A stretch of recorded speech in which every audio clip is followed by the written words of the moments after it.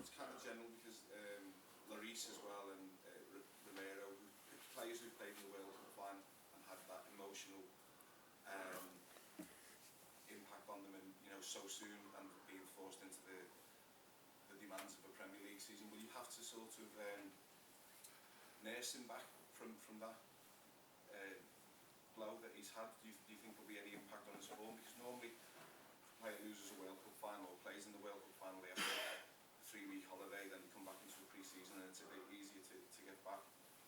Do you have anything? Yeah, it's new for all of us. So, but I know Ibu for a while now, and it's like we had a brief look at him and stuff. I spoke to him, and he looks completely fine with everything. So Ibu is a very young fella. He understood the situation in the right way. He knows that the future is bright for this French team, so it didn't feel for them. I think for a second leg was the last chance or whatever. They're all desperate to get back with this group to play again, whichever tournament, the Euros next in 1.5 next year in Germany. And so physically, he played a couple of games, but was not the most intense. He had played in the final a few minutes, had then a week off, or 8 days off. Found in smoothly with training, stuff like that. So we did everything. So let me say around about 2 weeks after finally was first time kind of in contention. Is that perfect? Of course not. So nothing is perfect in these moments. I don't know how long we should give people to deal with such a burst of such a big dream. I don't know, but he is, I think, completely fine. And now he plays a game. First game, a lot of good moments, obviously a difficult game for defenders. The way Brentford played, yes, he was not on absolutely top of his game. We all know how good he can be. The own goal was massively unlucky. It was just the unlucky one when nobody hit the ball, and he was the one who hit it at least, but in the wrong direction. And the second goal is, for me, still it's a foul, but we will not change that anymore. So that's the situation. He's a young player. He can anyway improve. He's full of desire for football, so he didn't look for a second that it's a bit too much for him at the moment, and that's why. I think we dealt good with the situation, but I don't know if it was perfect because we have no experience with that. Playing football a week after World Cup and introducing players pretty quickly, so we don't know. None of us knows. So we try our best. Tracy. Is Alisson or Cleve the FA Cup goalkeeper?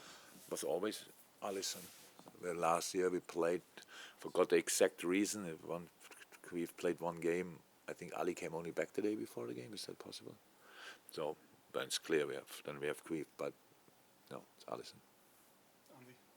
Jurgen, do you think there's maybe a bit of an inevitability about the injury that Virgil has picked up after the World Cup, and is it something that you have to take into consideration for players who are playing in Europe and the World Cup for their training programs for maybe the second half of the season, something that you've already factored in? No, but that's what we did all the time, to be honest. And of course we know that. So there are a few all-time players.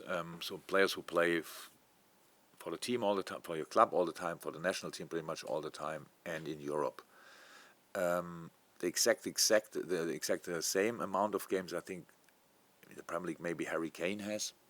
I don't know exactly, but maybe he has 6. He plays all the games, and others don't play always 90 minutes for the national team, or don't play for the club always 90 minutes, these kind of things. So that's really the highest level of intensity, if you want. Yes, and of course, if you ask me now, would have been a good idea to leave Virgil Van Dijk out? Yes. Did anybody think about leaving him out? No.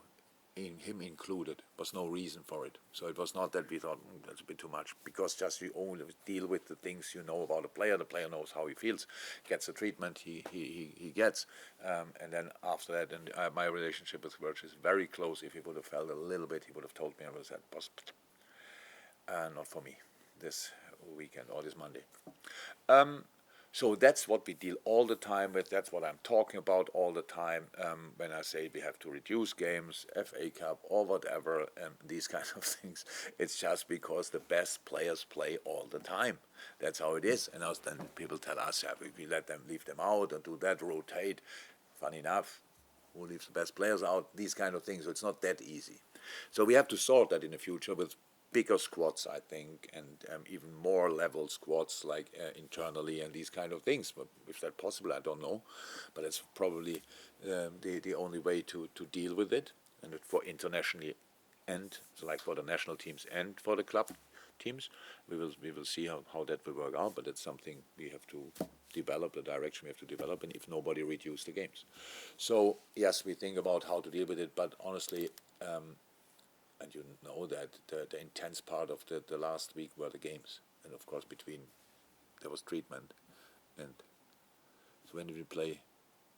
It was Leicester. And then when 30th and 2nd. So 31st, recovery, first. Secondary recovery and a little bit tactical stuff, and second playing. So the intense part is the game, and we cannot change the game. So it's nothing what we ask for or whatever. A centre half plays the game with centre half. Yeah, but anyway, that's we always, especially with the amount of injuries you can imagine we always are very try to figure out exactly why things happened. If we ever made a mistake, we will not make it a second time. At least that's what I can promise. But unfortunately, there were not even a lot of mistakes. It just things happened, how they happened, and we have to accept it and deal with it. Thank you, everyone.